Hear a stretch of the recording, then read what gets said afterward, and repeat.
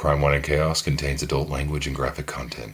Listener discretion is advised. Have you ever danced with the devil in the pale moonlight, Chaos Kids? I'm Naomi. I always ask that of all my prey. I'm Amber. I just like the sound of it. This is Crime, Wine, and Chaos.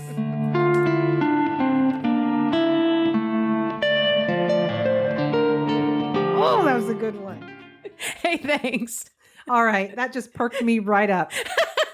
She was real low, you guys. She was real low. Was all business. She was snapping her fingers I at did me. not Let's snap. go. Let's go. I did not snap. It was a metaphorical snap, but it was a snap. There was snapping. I had a customer once when I was a server snap their fingers and say yoo-hoo. And I went over to their table and told them my name is not yoo-hoo.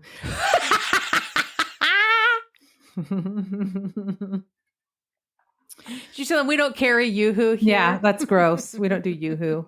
We don't drink that. God. So yeah, snapping, no. Hi, sister. Hi, sister. Man. Is that good, huh? Is that good? Oh my gosh. I think, how they say like when you're multitasking, you're actually less effective. I had someone tell me once a long time ago that there's no such thing as multitasking. It's just really good time management. Yeah, but even when you're using let me just say, when you're shifting from one thing to another, it's actually like you would probably be better served completing a task and staying focused and then moving on to the next thing rather than trying to pivot. Sure. Yeah. You having a pivot. I feel like Nicholas Rossi where I'm so busy, but nothing's getting done. And that's probably why. Do you have like a royal purple bathrobe to wear today with that? I wish I did. I wish I did, your greatness. Yeah. God. So ridiculous. Oh my God. Oh, how are you? I'm good. That makes one of us. I'm just kidding. Just kidding. I'm fine. This is fine. Are you drinking? You're not drinking because you're still technically in the middle of your workday, right? That's right. I'm on my lunch break. I'm just squeezing a quick episode in on a lunch break, and then I'm going to keep on keeping on. My God. What is my life? I don't know. It's all good. It's all good. Do we have anything for the good of the order? We do not. So we're going to dive right in. Wow. Look at us. Yeah. You have a crime for me. I do. And I've wanted to do this one for a while because I am sort of fascinated by this. So I'm curious to hear your, take on all of it. Okay. That's crazy because, my chaos story is one that's been on my list for a long time. Really? Like a really long time. Yeah. I've been wanting to get to this story for probably since the beginning, almost the beginning of me being on the podcast with you. It's like you got to be in the right headspace to tackle the story that's like the one, Yes. know? Yes. 100%. Honey 100%. Yep. Okay. Yep. Okay. Well, I'm excited. Tell me about it. I'm going to tell you about Amy Bishop. Okay. Okay. So Amy was born April 24th, 1965 to parents Judy and Sam in Iowa City. Her dad, Sam, was in graduate school studying fine arts at the University of Iowa, and her parents had met in Boston at the New England School of Art. Fancy. When Amy was 4 years old, her parents had a second child, a brother that they named Seth. I like that name. Yeah. Amy was extremely smart. She was super interested in science, but she was also a very accomplished violinist. Wow. I know. Smarty smart pants. And she had severe asthma as a child, and she was determined to find a cure for asthma, which is what started her on the science path. Okay. So Amy and Seth were super close, even though they were very, very different. Amy was described as shy, and she spent a lot of time on her own, just reading. And Seth was super outgoing and athletic. Okay. Mm-hmm.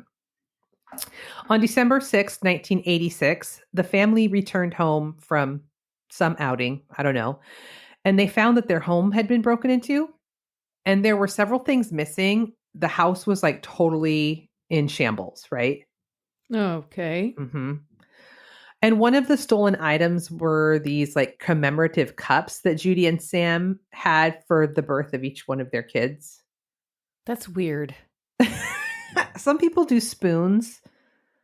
No, I mean, that's a weird thing to be stolen. Oh, yeah, that is. I know. I was like, I mean, some people like to do that. Yes, that's. Some people do spoons. Like, I don't know. I was like, well, it's a thing. No. Yes, that's a weird thing. Just steal. Yes. Yes. Sorry.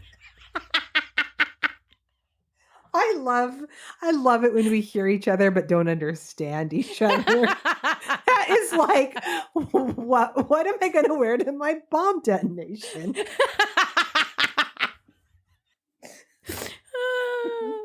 You're already. What do you even wear? I don't know. Oh, okay. Okay. Commemorative cups were stolen, and Weird. Okay, yeah. Judy was really upset by these items in particular, right? And the family had a really hard time, like after the break-in, feeling like just unsettled in their own home. It was never solved. It just feels very violating, right? Yeah, it is. It's upsetting. It's unexpectedly upsetting, I think, for people. Like, you don't really realize how it's like it's supposed to be your safest space in the world. Literally in the whole world is supposed to be, where only you are allowed and the people you invite, and it's just Yeah. Agreed. Just ugh. So Amy and Seth slept in their parents' room for quite some time after that. And eventually Sam purchased a 12-gauge shotgun to have in the home to help the family feel a little bit safer. Sure. And Sam kept the gun in his bedroom closet, unloaded, with the shells in a box, like in the same room somewhere. Sure. And Judy was not a fan of having a gun in the house, but everyone was so on edge and didn't really know what else to do that, Right.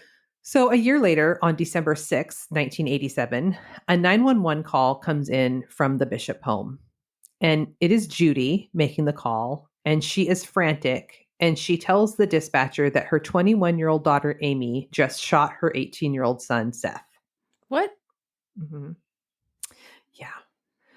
So the police are there within minutes, and they're met by Judy, who has blood spatter on her clothes. And Judy tells the officers that it was an accident. She was there the entire time. She saw the whole thing. She said that Amy told her that there were like bullets in the gun and she didn't know how to unload it. So Judy told Amy not to point that thing at anyone, but apparently she turned to show Seth and the gun went off. I don't even know why they had it out. Yeah. Okay. Yeah. So they were in the kitchen. So Seth was shot at very close range. He was shot in the chest. And when EMS arrived, he was on the kitchen floor, like bleeding out. But Amy was nowhere to be found. Yeah. Apparently. Okay. Yeah. She just pieced out? Mm-hmm. She had taken off down the street and ended up at a nearby car dealership. And she went in with the gun and demanded that they give her a car. But the workers there were able to get away from her and call the police. And then when the police arrive, Amy points the gun at them and refuses to drop her weapon. What? Yeah, I know. So. What is this, 1987? 87. Mm-hmm. Yeah. So they're able to apprehend her. And during this entire incident, Amy's affect was described as catatonic, which is spooky. Is she on drugs? No. I mean, I don't know. Maybe she is. I don't think so. Okay.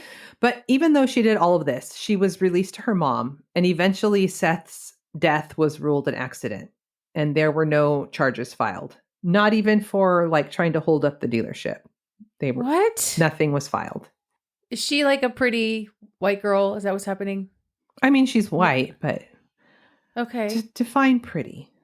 Well, I mean, eye of the beholder or whatever. But well, sure. Well, maybe someone there was beholding, but I don't know. Okay. So I think it was believed that she was just in shock after accidentally shooting her brother and she was not acting like herself. Anyway. So they just, okay. No charges. All right. And of course, Seth did end up dying from his injuries, and Amy never even went to counseling after this. they just kind of, I guess, moved on as much as you can. Judy and Sam continued to live in that home, and life just went on after Seth's death. I literally don't have words right now. Can you imagine? No! I know. So Amy continued to excel in school. She attended Northeastern University, and she completely submerged herself into her studies. While at Northeastern, she joins a campus group for Dungeons and Dragons, where she meets Jim Anderson. Dungeons and Dragons.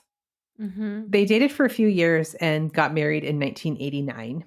Amy went on to graduate school at Harvard, earning her PhD in genetic studies. The couple had 3 daughters. In 1993, she completed her PhD from Harvard and was working on her postdoctoral work at the Harvard School of Public Health when they had, Jesus. I know, smarty smart pants, when they had their 4th child, a son who they named Seth. Okay. Uh-huh. And he was born on what would have been Seth's 33rd birthday. What the fuck? Isn't that creepy? That is really weird. I know. So Jim stayed home with the kids and worked on getting patents for some of his inventions while Amy was continuing to work on her postdoctoral work.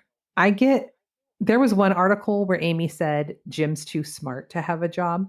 But is this like, I'm getting like Honey, I Shrunk the Thank Kid you, vibes. thank you.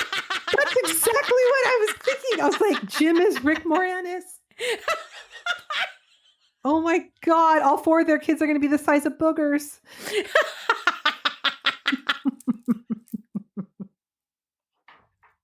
We're so related. Oh my God. You stole the words right from my mouth. Get out of my brain.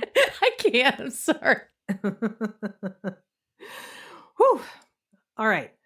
So in 2003, Amy gets a job offer at the University of Alabama, Huntsville on a tenure track as a neurobiology professor. So the family moves to Alabama, and after all the years of school and 4 kids, they're finally in a spot where they have financial stability. So they're in Alabama. Amy starts working as a professor, but she's also working with Jim on one of his patents. So the problem is, in order to get tenure, you're expected to publish as a professor. And because Amy was working on all these patents in her off time, she wasn't publishing. Right. She was told many times by the university that failing to publish would jeopardize her tenure, but she didn't listen. She also had several complaints from students over the years and several requests from students to be transferred out of her class. Uh-huh. Okay. And so by the spring of 2009, she was denied her tenure. So I had to look this up because I wasn't really clear on what that all, like the tenure thing means. So for other people who may not know. For those who don't know. You know, it sounds like. I do. Okay, great. So tenure, faculty members typically begin their career on a probationary or tenure track basis, meaning they are hired with the possibility of earning tenure after a certain period, which is usually 5 to 7 years. And during this probationary period, they're evaluated on their teaching, research, and service and must demonstrate excellence in these areas. But once tenure is granted, the faculty member basically has a permanent position and like their employment is protected and locked in. Yeah, basically forever. Yeah, basically forever. Yep. So even though Amy had several warnings about her lack of publication, she was like shocked when she was denied tenure.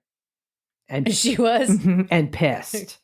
Uh-huh. And she appealed the decision. She hired an attorney, right? Like she was like, I'm not having this. Uh-huh. Mm-hmm.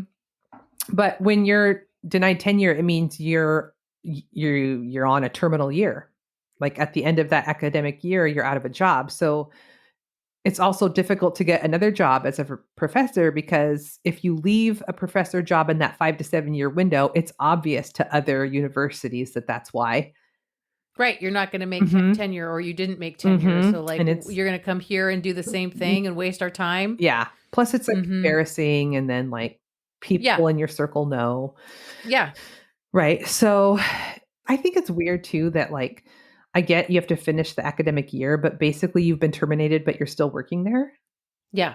Which has got to be uncomfy. And like, it's like the worst version of like 2-week notice, you know? Oh yeah. Oh God.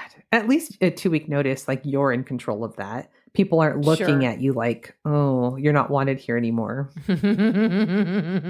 Yeah. Yeah. But here's the thing, right? Like, okay, I recognize that there were some complaints filed and all that. And so she sounds like she wasn't a great professor, but just because you didn't publish doesn't mean you're not a good teacher. Correct. That's correct. Okay, so it's Friday, February 12th, 2010. It was a normal school day. Amy taught her anatomy class and then her neuroscience class. And around 3 p.m., she went to a department meeting with her colleagues in the science department. It was Amy, along with 12 other faculty and staff attending the meeting. And normally in these meetings, Amy was very outspoken. Some people actually referred to her as argumentative, but in this meeting, she was really quiet. And a lot of people speculated, since this was her last semester and the meeting was mostly about like future planning for the following school year, like it was sort of weird that she would even be included in this meeting in the first place. Right. And also sort of humiliating, I would imagine. Sure. Like, what's she going to contribute? Right. So the meeting lasted about an hour and Amy just sat there quietly. But as the meeting was wrapping up, she stood up, pulled a 9mm gun out of her purse, and shot her department chair in the head. Mm-hmm. In front of everybody? Mm-hmm.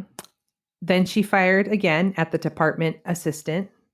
Then she fired at another colleague who was a biologist. And then she shot another colleague.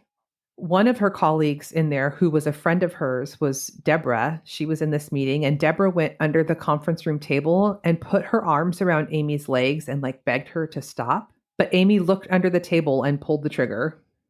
What? Mm-hmm. At her friend? At her friend. Luckily, the gun jammed, and Amy tried several more times to shoot Deborah, but was unsuccessful.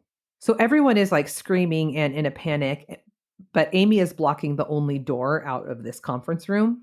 Somehow, Deborah managed to get past her and get out into the hallway, but Amy was right behind her, like continuously pulling the trigger as she ran after her, but the gun like stayed Wouldn't jammed. fire. Yes. Her friend. What the fuck? Mm-hmm. Deborah is able to go back into the conference room and barricade the door shut so that Amy can't get back in. So in total, she had shot 6 people, and 3 of them had died. Wow. And this all lasted less than a minute. Right. So Amy can't get back into the room. So she goes into a bathroom and cleans herself up, takes off her blood-stained blazer, wrapped the gun in the blazer, and threw it in the bathroom garbage. Okay. Mm-hmm. Then she went into a science lab and asked a student if she could borrow their cell phone. And she called her husband, Jim. Apparently, Jim picked her up from work every day. So when she got on the phone with him, she just told him it was time for her to be picked up. And he had no idea that anything was out of the ordinary.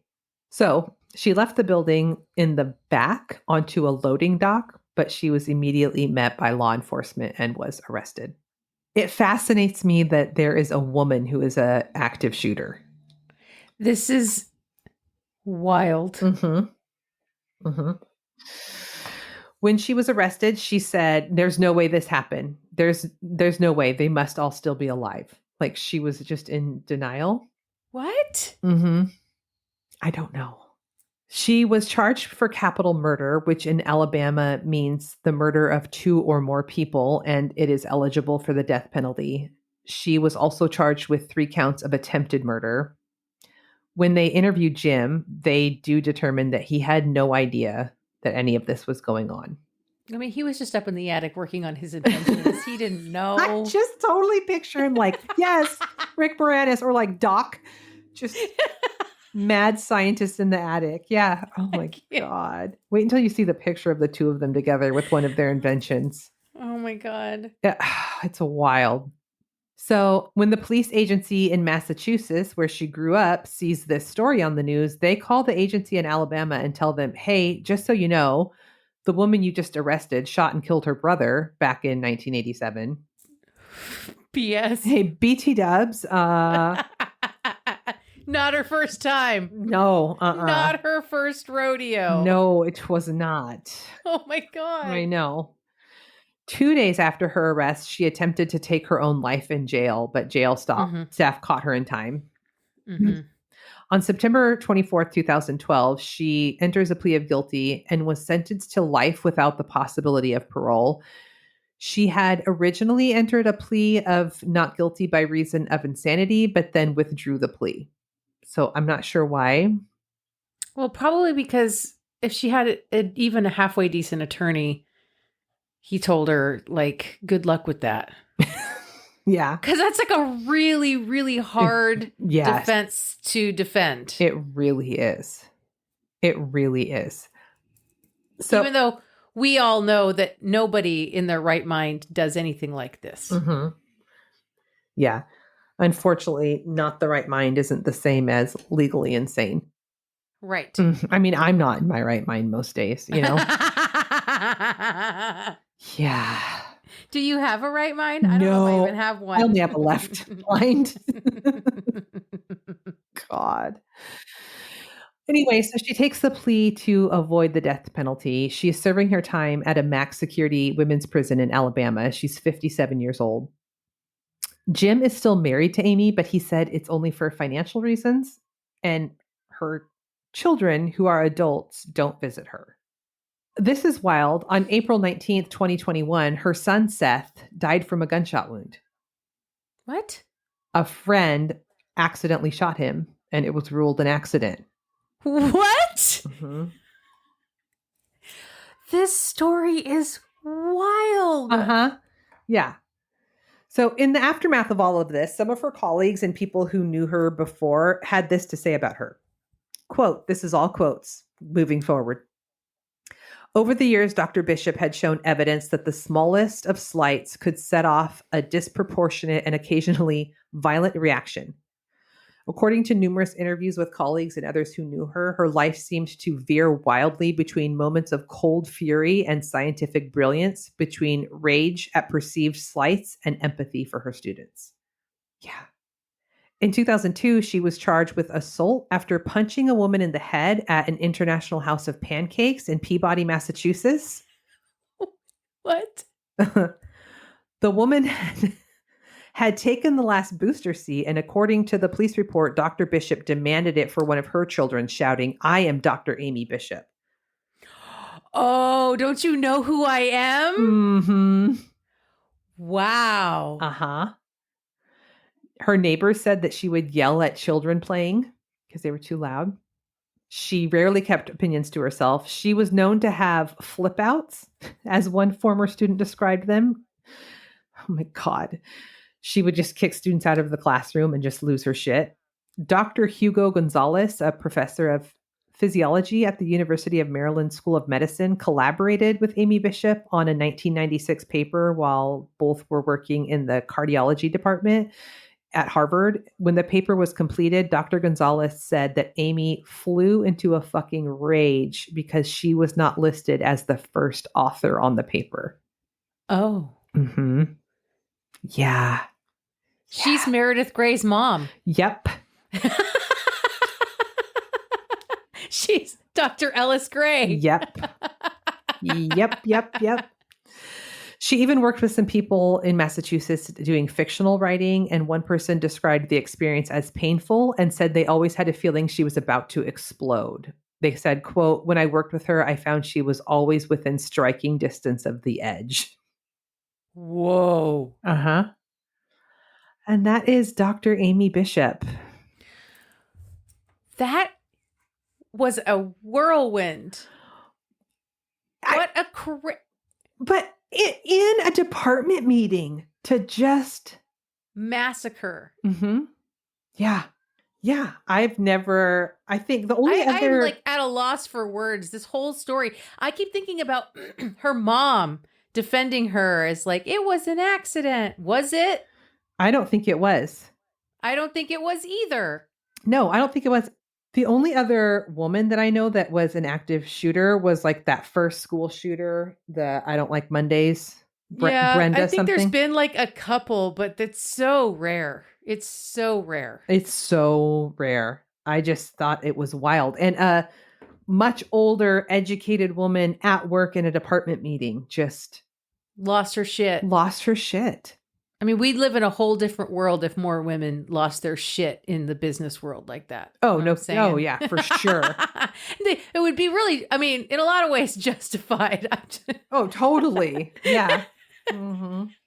Holy shit, sister. That was wild. Thank you. I'm going to tell you about another woman. Okay, great.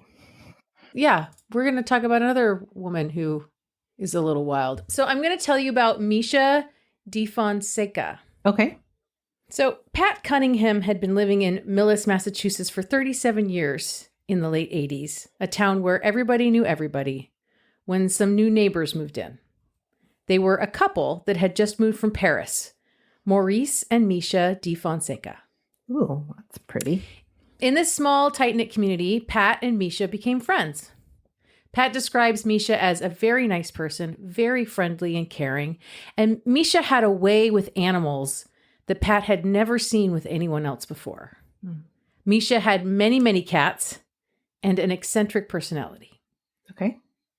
One afternoon over tea, Misha started to share with Pat some of the details of her life, the things she'd been through as a child during the war. And of course, that would be World War II. Mm-hmm.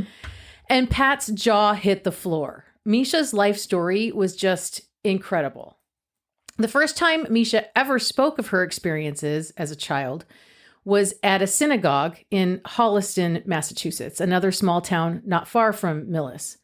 It was Yom HaShoah, the Day of Remembrance. She was asked to talk about her story, and her husband told her she should, that it would free her. Karen Schulman was there, another friend of Misha's. Listening to Misha's story, she was moved to tears. She never knew before that day that Misha was a Holocaust survivor, and she was blown away by how Misha survived. Jane Daniel was also there. She said you could have heard a pin drop. Everyone was just completely entranced with Misha's story. Wow. Misha said her mother's name was Garusha, and her father's name was Robert, Reuven in Hebrew. Mm-hmm. She does not know their last name, and she isn't even certain she ever knew it. They lived in Belgium. And one day, Misha was waiting for her father to pick her up from school, and he never showed up. Oh. A woman came for her instead and told Misha to come with her, and she found herself taken into a home with a family she didn't know. She was given a new name and different clothes.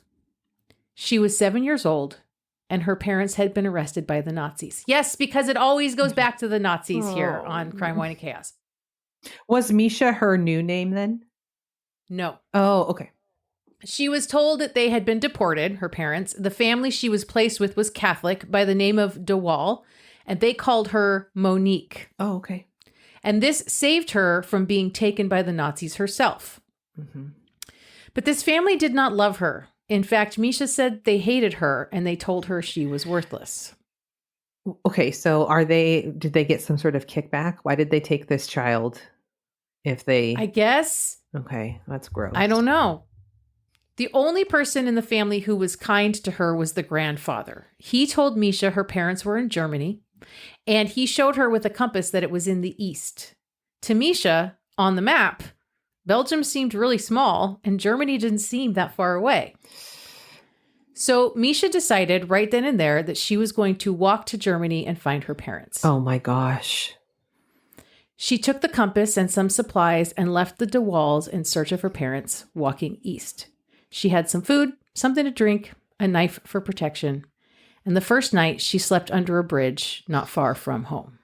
Oh my God. And she walked. Every village she encountered, devastated. So she stayed in the forest, away from the Nazis, and learned how to live in the woods. Sometimes she would sneak onto someone's farm and steal some food. One day, she got caught by a farmer for stealing from him. She was filled with fear and she ran, but the farmer followed after her. And as she was running as hard and as fast as she could through the woods, she suddenly had the sense that someone was watching her. She turned around and she sees a huge dog. It was actually a beautiful gray wolf. Misha dug around in her bag for a bit of food and gave it to the wolf, but the wolf didn't take it. After a bit of time walking through the woods, Misha realized that the wolf was walking parallel with her. She stayed with this wolf and eventually with the whole pack. They protected her and took her in as one of them. Misha described the interactions with the pack, that she was a low-ranking member that had to exhibit submissive behaviors, that the alpha of the pack would eat first, while the other wolves would lie around the carcass waiting their turn, and then when they were all done, she would be left with the scraps. Wow. And always, she kept walking, day after day, month after month, never giving up hope of finding her parents. She eventually made her way into Germany. She did encounter a German soldier at one point. She saw him rape a girl. And when he saw Misha had witnessed it, he came for her and she pulled out her little knife and she stabbed him in the gut and slashed at him furiously and killed him. She was covered in blood. She wandered through Poland, made her way into and out of the Warsaw Ghetto, which is a walled-in neighborhood of Warsaw, Poland that held 500,000 Jews. Mm-hmm. Misha never discovered what came of her parents, though. Not where they went or how they died, and she eventually made her way back to Brussels. Misha's harrowing story of her childhood, surviving the Holocaust and befriending wild wolves, led her to Joni Sofron, a wolf expert at Wolf Hollow Sanctuary in Ipswich. The two became fast friends. Mm-hmm. Misha would visit the sanctuary and hand feed the wolves there. Wow. They sensed that she was a friend. Joni observed that Misha had such a sense of being with them. It was like she belonged there. Joni and Misha were so close that when one of the litter of pups was born, they named one of the pups Misha. Jane Daniel thought that this story of survival, Misha's incredible story, would make an exceptional book. And Jane, at the time, in the early 90s, had a small publishing company. Tiny, really. It was this one-woman show, right? And she'd been looking around for a new project. She was the first one to approach Misha to encourage her to make her story more public. Jane definitely saw the potential for something really big to come from Misha's story. Mm-hmm. She clearly thought this would be the book that took her tiny little publishing company like worldwide. Mm-hmm. Misha refused Jane for 2 years, but her friends and community kept pushing her to do it. So she finally sat down and wrote out her story. Once published in April 1997, the book was a soaring success. All over the world, foreign publishers were buying translation rights. Jane's agent comes back from a trip to LA and tells her Disney wants this. Jane reached out to Oprah. This was during the peak of Oprah's book club. And if you could get Oprah on board, you would have an instant bestseller. Mm-hmm. Oprah sent a crew out to Wolf Hollow to film Misha with one of the wolves there. Misha went into the enclosure with one of the wolves alone. The crew and everyone else was outside the fence. She was feeding this giant male wolf a piece of cheese, and then he jumps up and puts his paws on Misha's shoulders. Everybody's like wide-eyed watching this. He opens up his mouth, puts her head in his mouth. But Misha wasn't afraid in the slightest, and he didn't hurt her. But everyone outside the pen, including one of Oprah's producers, were just like holding their breath, expecting the worst. And then the wolf just let go and went back to the ground. And Misha let out a howl. And everyone heard from way back in another enclosure a return howl from one of the other wolves. What the heck? Oh my God. Yeah, Misha really was one of them. Mm-hmm. But while they waited for the in-studio portion of the Oprah segment, things started to get tense between Jane and Misha. Even though the publishing world and Oprah's people were compelled by Misha's story, the book itself had yet to take off and sell very many copies yet. Maurice and Misha were having financial difficulties. Maurice had been unemployed for a while, and Misha started selling off her stuff. And she was telling her friend Karen that she and Maurice were in real dire straits, and Jane was no good. Mm-hmm. And one night, as Misha and Karen sat around the dining room table talking, Misha told Karen she didn't want to go on Oprah. Okay. And Karen didn't understand it. According to Jane, Misha was suddenly uncooperative. Basically, the breakdown isn't Jane's doing, it's Misha's. Mm-hmm. Misha isn't returning phone calls, just has one objection after another. She doesn't want to go. It's inconvenient. She needs someone to take care of her animals at home. According to Misha, Jane had a shitty attitude with Misha, one that Maurice told Jane was inappropriate with a survivor. She claims that Jane made her angry and insecure, that she was having nightmares because of the stress, And Jane is trying to make her understand that this is Oprah. Like, no author turns down Oprah. Right. But ultimately, Misha refused, so it never happened. Wow. This is so crazy. I hope you don't tell me that. Anyway, keep going. A year after the book came out, Misha filed a lawsuit against Jane. And all publishing deals stopped. No other country wanted to do business with this mess with this lawsuit in place. According to the lawsuit, Misha was demanding the return of the copyright to her own name and the royalties on the book sales that she had been cheated from. Misha believed that Jane saw a gold mine in Misha's story and took advantage of her. Yeah. The lawsuit was unable to settle and went to trial in August 2001. Misha's attorney discovered that Jane had set up bank accounts overseas so that all the royalties that came in for the foreign deals went directly into her accounts and none of them went to Misha. What a dick. Jane had all the receipts and canceled checks to show that she had paid Misha, but Misha was a Holocaust survivor and an excellent witness. After a grueling 10-day trial, the jury came back in favor of Misha on all counts, and Jane received a judgment against her totaling $22.5 million. Oh, shit. Well, Jane had testified about Oprah and Disney. The dollar amount was elevated by these deals that Jane was supposed to have been working on. But Oprah and Disney had fallen through, and there were no millions of dollars. Right. Jane was utterly destroyed. She lost her publishing company. She went into therapy where she was diagnosed with PTSD. She had insomnia. She was a wreck. And she couldn't let it go. So she goes back through the records. She's poring over every document. She goes to her attorney's office. She's poring over those records. And that's when she finds a copy of Misha's bank account records, written in Misha's own hand. And there is her maiden name, her birth date, her place of birth. Jane is floored. Right there in black and white.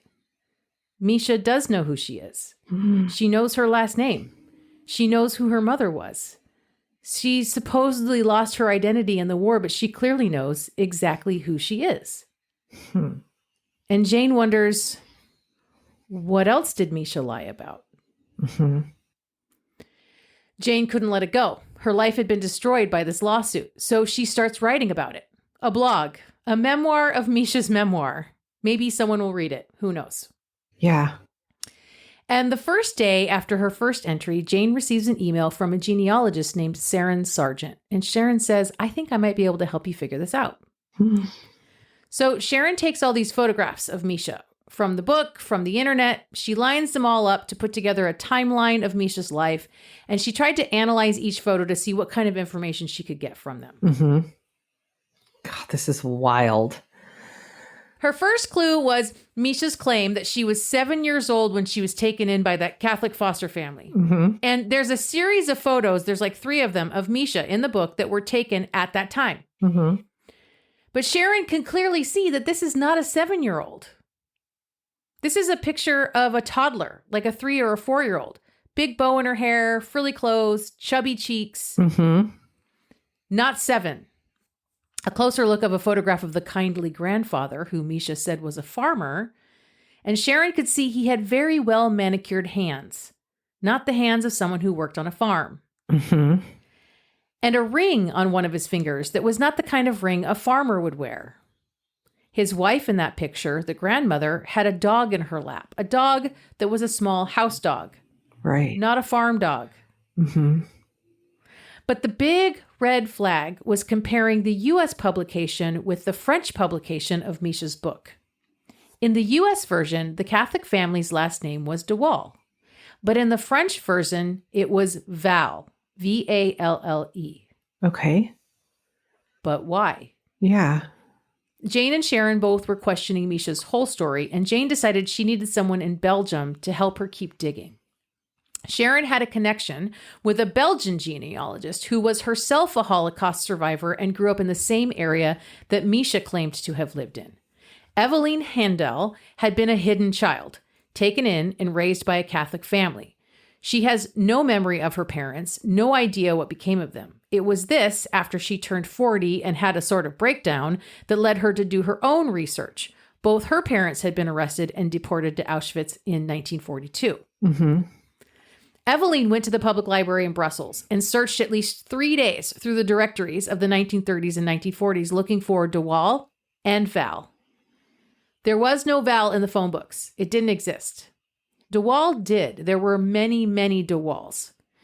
Jane realizes that the French book was distributed in Belgium, and if there was anything in her story that was not true, it would be important for her not to put her real name in that book. Oh.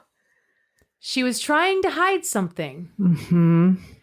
By this point, the book had been taken over by a French publisher, and it had been translated and published in over 20 languages, and it was a huge bestseller all over Europe. Misha was speaking to school children all over the French-speaking world. She attended a huge art exhibition at one school covered by the local news in Belgium, where the children had created large pieces of art inspired by Misha's story. She did dozens of conferences and speaking engagements. She was welcomed warmly everywhere she went, telling her story. She was brought onto television programs, sharing her story. Mm-hmm. And Eveline keeps digging. Misha said she didn't know her surname, but she knew her mother and father's names, and they had been deported together. Eveline goes searching the deportation records for the names Garusha and Reuven, or Robert, deported at the same time in the record. Mm-hmm. They could not be found. The War Victims Services also kept records of all the hidden children and the names of the parents that took them in. These records had been cleverly hidden from the Nazis to protect the children. Eveline searched these records as well. And again, she came up with nothing. No names of her parents, no Misha, no de Waal. Wow. What? Eveline had no findings, but she also had no proof. She thought it was possible that Misha had been undocumented and that she had not been a Jewish hidden child. Jane, for her part, was having doubts. What if she was digging into this survivor story, looking to discredit her, and it was all true? Right. Jane had lost years of her life to this. She had lost her appeal on the lawsuit. She couldn't let it go. She had to know the truth. So if Misha wasn't Jewish, she was most likely Catholic, and maybe she had been baptized. Her bank record said she was born in 1937. Her mother's maiden name was Donville, and she was born in Etterbeek, Belgium, a suburb of Brussels. Mm-hmm. So Eveline went searching the churches in that area for records of a baptism of Misha. The first 2 churches had nothing. The third church she visited had been burned to the ground, but the office that kept the records was across the street. Ooh. Date by date by date, all the children born in that parish, searching for Misha around the 12th of May, 1937, and the mother's name, Donville. And there she was. Monica Ernestina Josephine de Waal, daughter of Roberti Henrici and Nestie de Waal and Josephine Germaine Barbara Donville. Wow. Her father's name was always de Waal. Her real name was Monique, not the name given to her by her foster parents to hide her from the Nazis. Or was it? Because back then, these hidden children were often given the names of children that had died.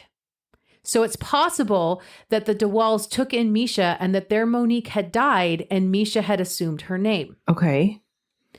So Eveline went looking for the school on the train line that Misha mentioned in her book, and she found it, and she asked them for any record of Monique de Waal, and she found her, the final proof. Her baptism record and her attendance at a school in Brussels. I have the chills right now. This is wild. Misha was not a Jewish child hiding in the forest from Nazis. She was a Catholic child safely enrolled in school. She wasn't anywhere near wolves. Her whole story was a hoax. A 20-year hoax. No. Oh my God. This is reminding me of the 9/11 lady. This is on your head. Yes. This is a gross thing to lie about. Yes. Oh my God. And just as they found this proof, in 2007, a movie had been made of Misha's book, Surviving with Wolves. Mm-hmm. And Misha is everywhere promoting this film, appearing with the young actress who portrays her in the movie, crying, talking about her story. It premiered in Paris. Oh my God. Based on a true story. Mm-hmm. What the fuck? So Jane decides she's just going to write about it on her blog. Mm-hmm. Here's the proof. And she emails it to somebody in Europe. I don't know who. She makes sure that she doesn't just drop it on her blog. She sends it out to somebody. And the next morning she gets up and the story is everywhere. The truth is exploding.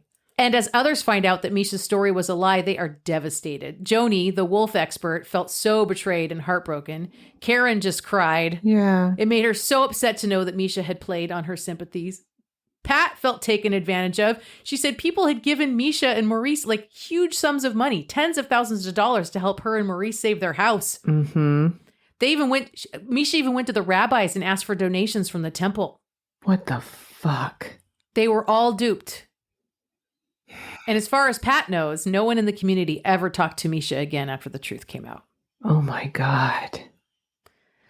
A journalist who saw this story, he wanted to know what Misha's real story was. And he went searching the phone book in Brussels for the De Waal family and started calling every De Waal listed until he found Emma De Waal, Misha's aunt. Okay. Emma told this journalist that Misha was always delusional, creating imaginary worlds for herself. She had never gone off looking for her parents and had lived with her grandparents. Her father, Robert De Waal, had worked at Schaerbeek Town Hall and was very patriotic in his role as a reserve officer. The Germans invaded Belgium May 10th, 1940. It took 18 days for them to crush the Belgian army. The king surrenders. Belgium is occupied. Robert De Waal joins the resistance and begins recruiting resistance fighters. Mm-hmm. He gathers weapons, intelligence, and transmits intelligence to the Belgian government. But he had a loose tongue. He was too proud of what he was doing, and he got caught and arrested, along with his wife, Germaine, and 41 other resistance fighters. They were all deported to Germany and sent to Brauweiler prison in Cologne. And while there, Robert is interrogated by the Gestapo, and he cracks.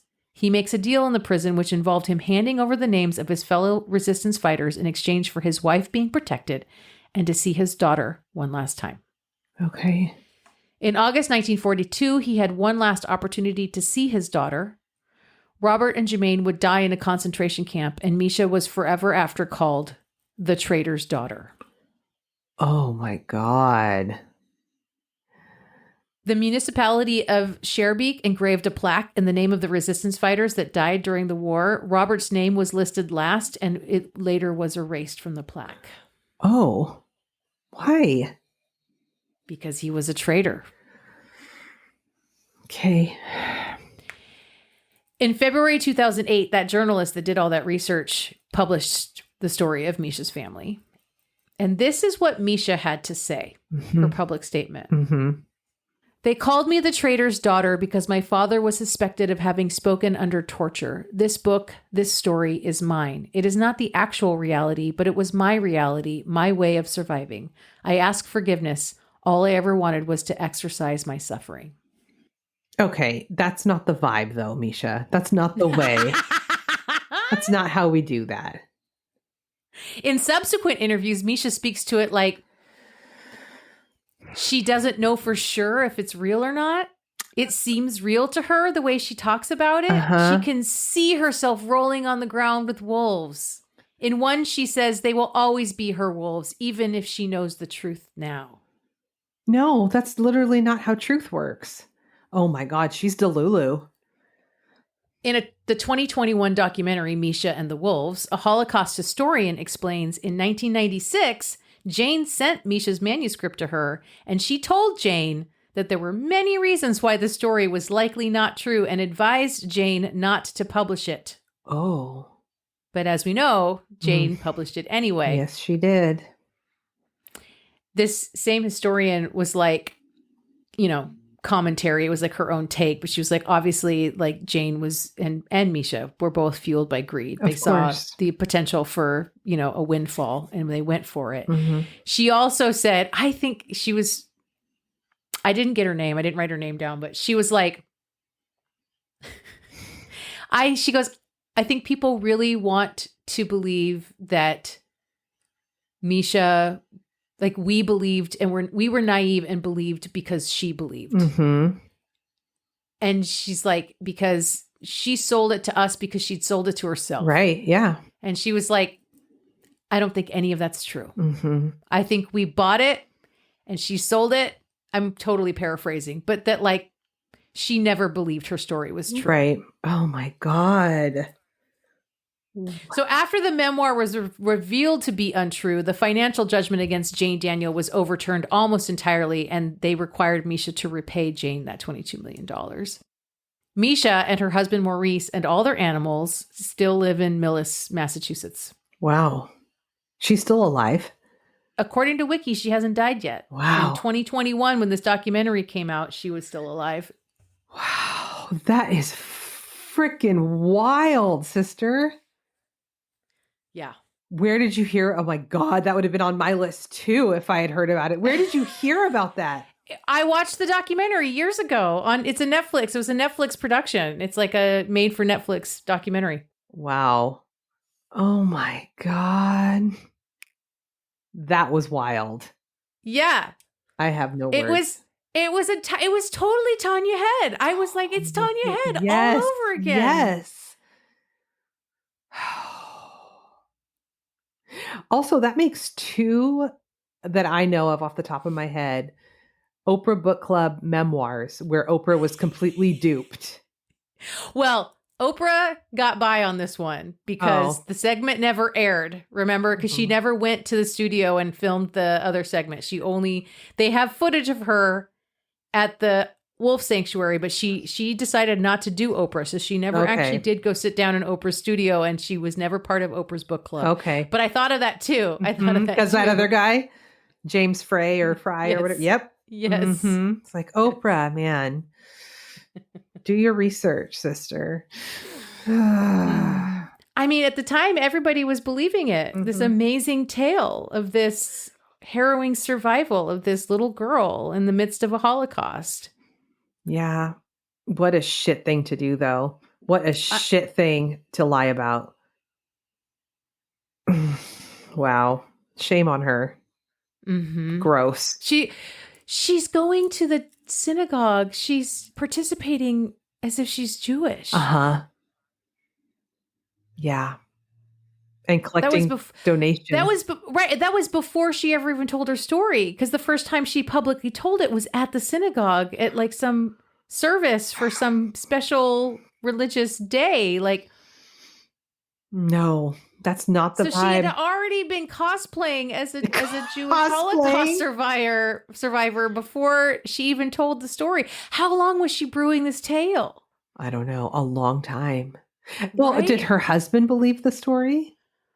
You know, I never really got that. Maurice does not come up in this entire documentary. I see there's no mention of him talking or being interviewed or speaking out or having a quote. Nothing. There's never anything from Maurice. That's interesting because if she'd been telling it since, before they married or whatever, this whole person that he thought he was in a marriage with is not that. Oh my God. That's gross. Thank you. It's wild. You're welcome. You're so welcome, sister. Wow. Oh, well, we did it. You finished your lunch break and you recorded an episode. That's right. I'm so proud of Thank you. I'm so proud of you. You know what? You can get more of us if you join the Chaos Kids Club over on patreon.com/crime, wine, and chaos. $5 a month gets you a bonus episode every month, and you get the weekly episodes a day early. It's true. Plus, sometimes we do virtual wine night, and that's a good time. So, go join the club. You can also just join the Patreon as a free member, and you can see anything every stuff we post over there that's not behind the paywall, and get in on the conversations with us. So, you can do that too. Yeah, give us a review. Preferably please. on Apple. Do a little typey. And that'd be great. Sorry. Let's put Amber out of her misery. She's so over it. So over it. Love you, sister. I love you too. That was so chaotic. Goodbye. Bye.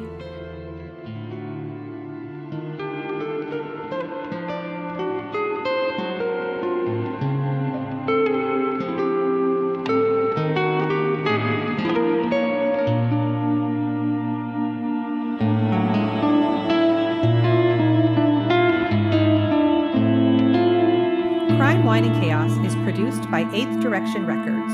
Artwork by Joshua M. Davis. Music by Paul Abner. If you would like to support the show, you can visit our Patreon page at crimewineandchaos.com/Patreon. Cheers. Oh, do you hear that? My cat? Yeah, what's that? Is that what that is? Yeah, he's not getting the attention that he deserves. And the only... Oh my God, I have to text Jade to tell her to get this cat quiet. I can really hear it.